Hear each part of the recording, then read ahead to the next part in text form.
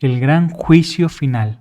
El juicio final fue profetizado en el Antiguo Testamento, como dice 2 de Macabeos. Tú, en cambio, por el justo juicio de Dios, cargarás con la pena merecida por tu soberbia. Así habla de un juicio de Dios. Porque un juicio, dice Sabiduría, implacable, espera a los que mandan, a los que gobiernan. Sabiduría. Isaías, yo vengo a reunir a todas las naciones y lenguas, y vendrán y verán mi gloria. Profecías de Isaías. Vendrá toda carne y prosternarse ante mí, dice Yahvé. Vendrá toda carne y se postrará ante mí, dice Yahvé. Y Joel, esta es la más representativa del Antiguo Testamento. Congregaré a todas las naciones y las haré bajar al valle de Josafat. Allí entraré en juicio con ellas.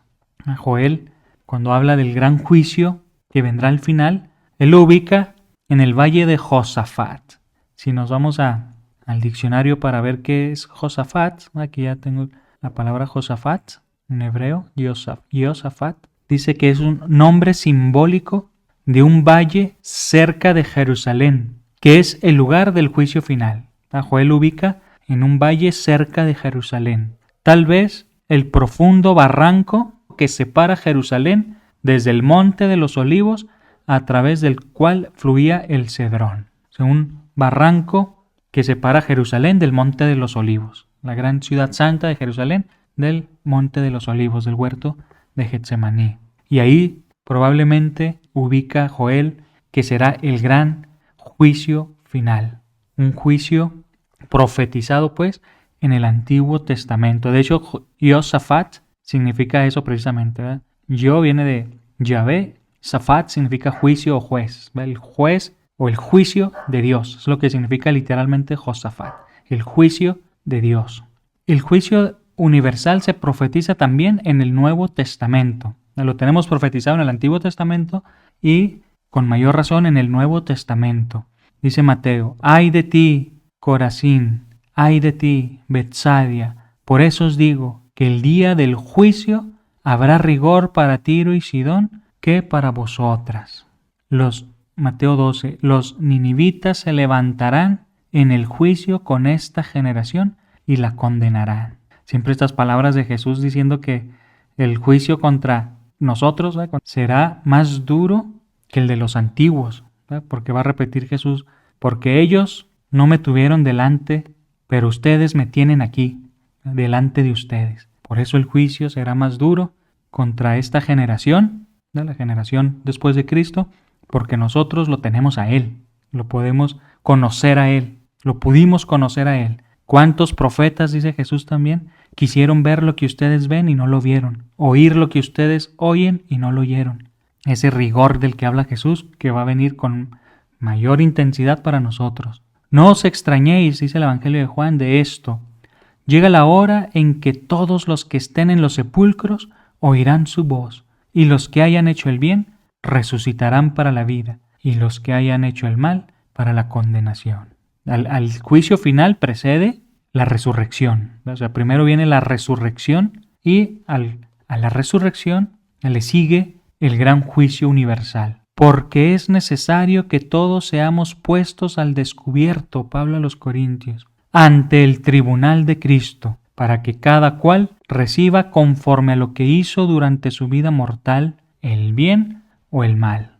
Pablo hablando del gran juicio final, cuando en el tribunal de Cristo, cuando todo será puesto al descubierto. Y vi a los muertos, grandes y pequeños, de pie delante del trono. Apocalipsis. Fueron abiertos unos libros y luego se abrió otro libro, que es el de la vida, y los muertos fueron juzgados según lo escrito en los libros, conforme a sus obras. La otra parte de la Escritura dice, la maldad del hombre queda registrada y él no se da cuenta. A todo queda registrado para el día del juicio, donde seremos juzgados conforme a nuestras obras. Y el juicio universal es profetizado por el mismo Cristo. Dice Mateo, entonces aparecerá en el cielo la señal del Hijo del Hombre, y entonces harán duelo todas las razas de la tierra, y verán venir al Hijo del Hombre sobre las nubes del cielo con gran poder y gloria. La venida de Cristo. El juicio final también implica entonces una venida de Cristo, del juez. Entonces hablamos también de la segunda venida de Cristo cuando hablamos del juicio universal o del juicio final o del final de los tiempos, del día de la resurrección, del día de Yahvé, el día del Señor, el gran día del Señor, el domingo sin ocaso, dicen los padres de la iglesia, el domingo que no tiene fin, implica pues la venida de Cristo. Va a venir el Hijo del Hombre sobre las nubes del cielo. Por eso decimos también en la liturgia, mientras esperamos la gloriosa venida de nuestro Salvador Jesucristo. Cada Eucaristía o cada liturgia pedimos estar preparados para la segunda venida de Cristo. Dice Mateo también, cuando el Hijo del Hombre venga en su gloria, acompañado de todos sus ángeles, se sentará en su trono de gloria. Serán congregadas delante de él todas las naciones. Como un cumplimiento de la profecía de Joel y de todo el Antiguo Testamento. Ante él serán congregadas todas las naciones. Vendrá, pues, en gloria. Segunda venida de Cristo, pero venida en la gloria. De hecho, el Adviento tiene esa doble dimensión, ¿verdad? Por un lado, esperamos la venida de Cristo en la carne para la Navidad, pero al mismo tiempo estamos esperando ya su segunda venida gloriosa. Dícele Jesús, sí, tú lo has dicho, y yo os declaro que a partir de ahora veréis al Hijo del Hombre sentado a la diestra del poder y venir sobre las nubes del cielo. Segunda venida de Cristo para juzgar. Y entonces verán venir al Hijo del Hombre entre nubes con gran poder y gloria. Marcos, igual Lucas, con gran poder y gloria. Antes de continuar aquí, vamos a ver este pequeño parrafito de el Catecismo de la Iglesia Católica. El juicio final sucederá cuando vuelva Cristo glorioso. ¿Cuándo sucederá el juicio final? Cuando vuelva Cristo glorioso.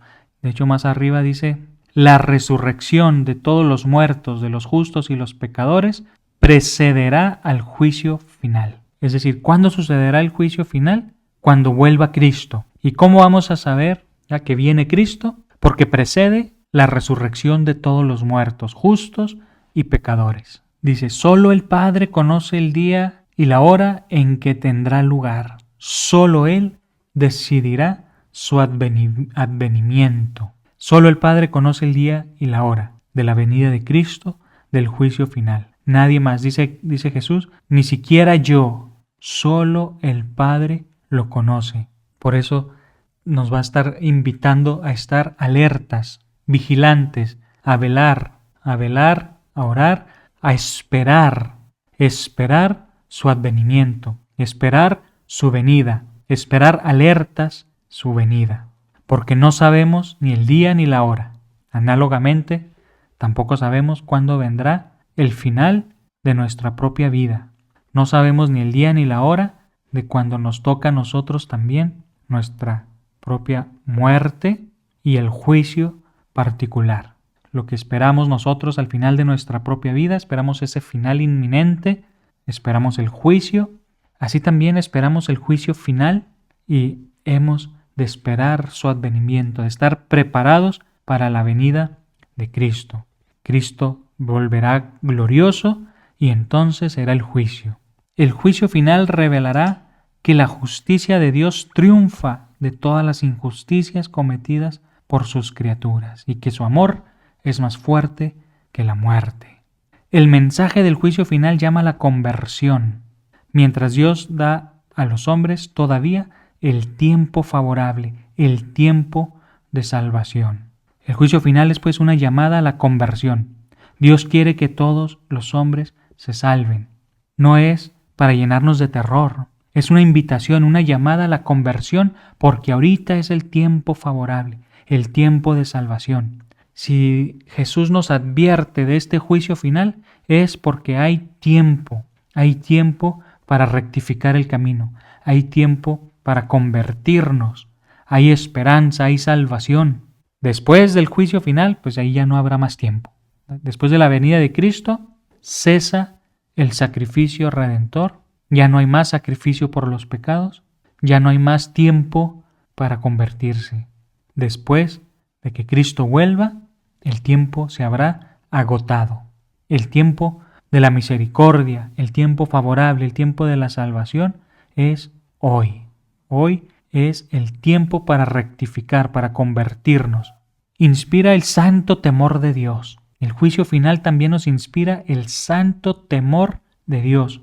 Y este temor es una virtud. No estamos hablando del miedo, del terror, de tenerle miedo a Dios. El mismo San Juan en su carta dice: en el amor no hay temor, porque el amor echa fuera el temor.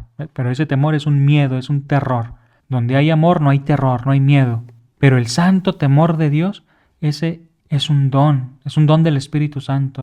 Cuando vemos los dones del Espíritu Santo en el curso de confirmaciones, si se acuerdan cuando fueron a su curso de confirmaciones, y no es que los confirmaron de bebés, nos decían que el santo temor de Dios es un don del Espíritu Santo que recibimos en el día de nuestra confirmación, cuando recibimos la plenitud del Espíritu Santo. Este santo temor de Dios es el temor de ofenderle al amor de los amores, a la fuente de la bondad, de la belleza, de la verdad, del amor, al amor en sí mismo. Santo temor de Dios es temer precisamente ofender al autor de todo bien, al autor de toda bondad, a la fuente de la bondad.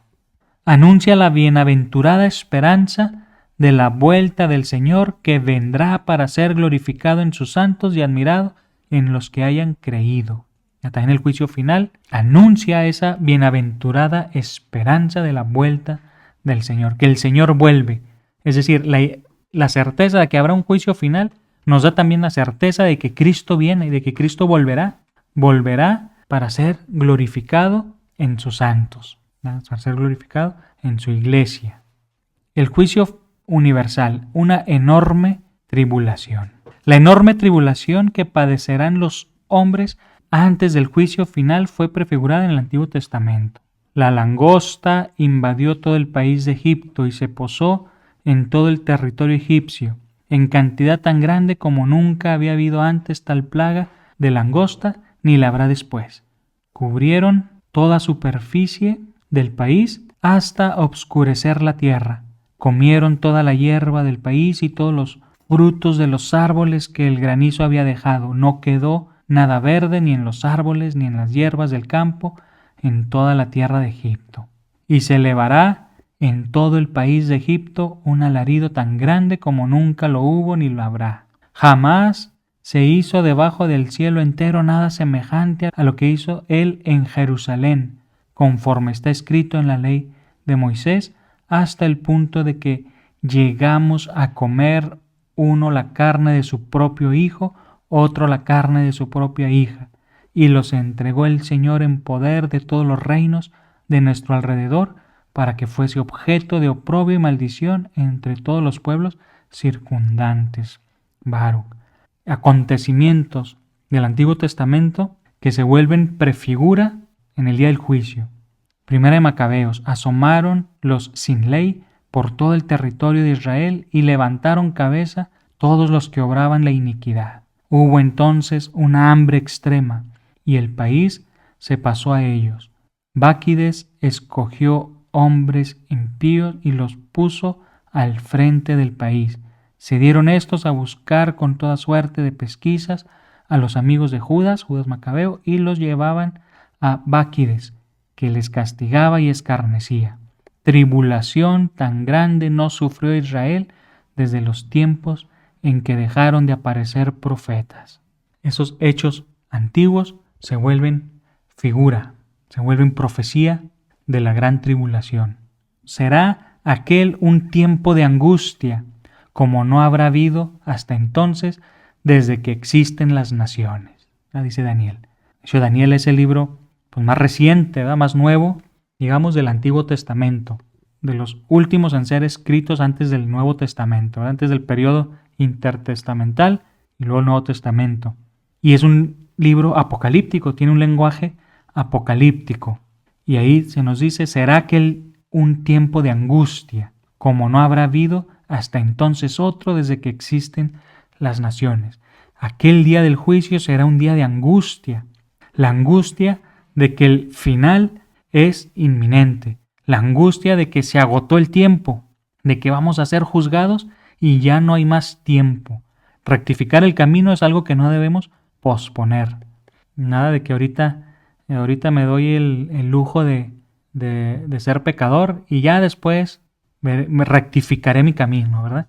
Porque así como no sabemos ni el día ni la hora en que será el juicio final, tampoco sabemos el día ni la hora de nuestro propio final. La enorme tribulación antes del juicio final será la más grande de toda la historia de la humanidad, porque habrá entonces una tribulación tan grande como no la hubo desde el principio del mundo hasta el presente, ni volverá a haber. Aclaración. Consistirá en congojas, aflicciones y otros tormentos que sobrecogerán los ánimos y harán padecer a los hombres. Esta gran tribulación que va a venir antes del juicio final. La angustia, el sufrimiento, la aflicción, el tormento, este lenguaje apocalíptico que nos habla de que el final es inminente, de que el juicio es inminente, de que nuestras obras saldrán a la luz. Ahí sí no vamos a poder ocultar nada. Todo va a salir a la luz, ¿verdad? Dice Jesús. Entonces, en aquel día, todas las obras de los hombres van a salir a la luz para ser juzgadas. Y pues hasta aquí alcanzamos con el juicio universal, el juicio que vendrá entonces al final de los tiempos, después de la resurrección de los muertos, precedido por esta gran tribulación, y será cuando Cristo volverá para juzgar, para ser juez. Y no es un momento propiamente de miedo, sino como decía el Catecismo de la Iglesia Católica, nos sirve como un llamado a la conversión, para preparar nuestra vida para el gran encuentro final. Y como les dije alguna vez, no tenemos que esperar a que llegue ese día del juicio final. El tiempo se agota, nuestro tiempo se agota. Nosotros vamos caminando hacia un final, el final de nuestra propia vida. Y para ese final tenemos que estar preparados. Para ese final tenemos que estar alertas, vigilantes, porque no sabemos ni el día ni la hora. Exactamente análogo como sucederá al final de los tiempos, también a nosotros nos va a atrapar la muerte cuando menos lo esperemos, ¿verdad? Como un ladrón. No sabemos ni el día ni la hora.